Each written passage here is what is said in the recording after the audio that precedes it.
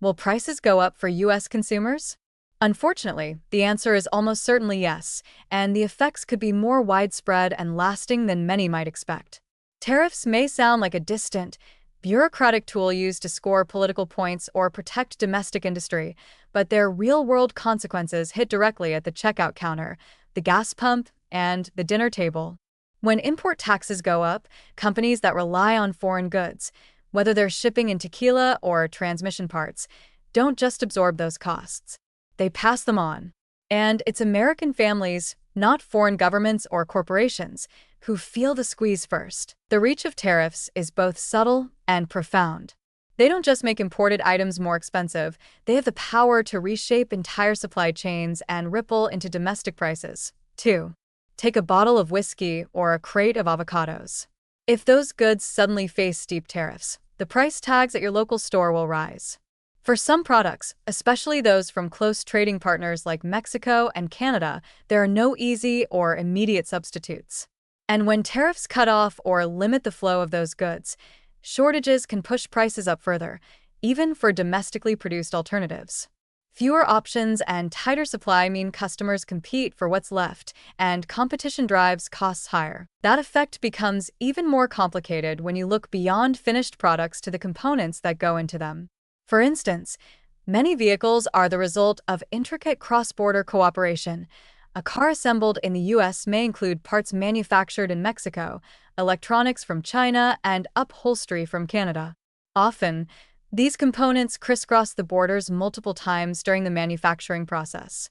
A single set of tariffs can disrupt that flow at every stage, adding new costs each time the part moves.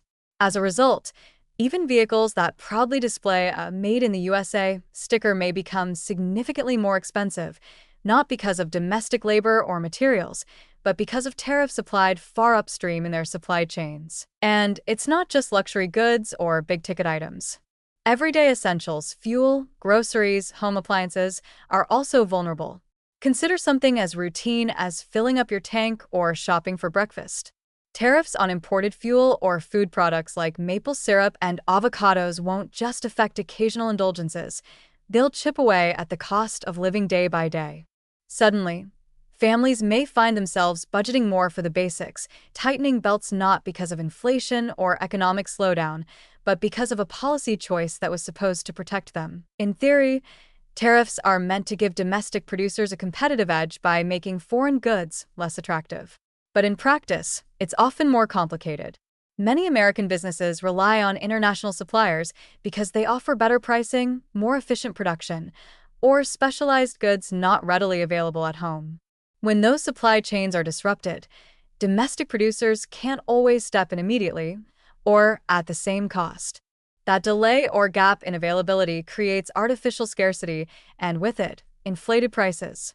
Worse, some businesses may cut back on imports altogether, either due to cost or regulatory hurdles, leading to reduced variety and quality for consumers. The secondary effects are just as concerning.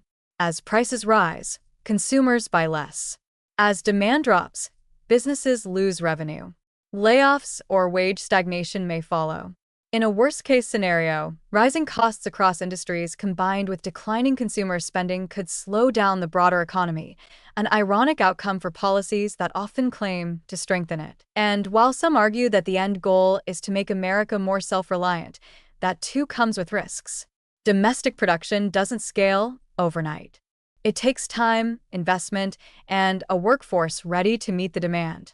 In the meantime, Americans are left to pay more and get less, all in the name of economic independence that may take years to achieve, if ever. So yes, prices will go up. For your groceries, for your car, for your utilities. And while some industries might benefit in the long run, the average American consumer is almost certain to feel the sting first and hardest. Tariffs may be sold as a tool to defend national interests, but they too often become a quiet tax on the people they claim to protect. The question isn't whether prices will rise, it's how long Americans will be willing to bear that cost for a promise that may not pay off.